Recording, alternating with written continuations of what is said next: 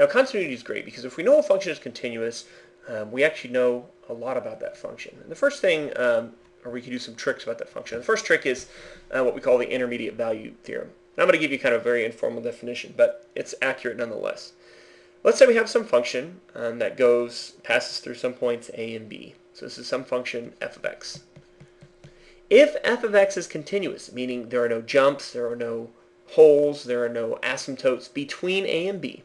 So if f is continuous between a and b, then by definition, it's got to pass through every single one of these y values between its value at a and its value at b. It has to. There's no way that it can jump and skip any of those. So I could pick any number. Can pick some number here. We can call this, I don't know, u.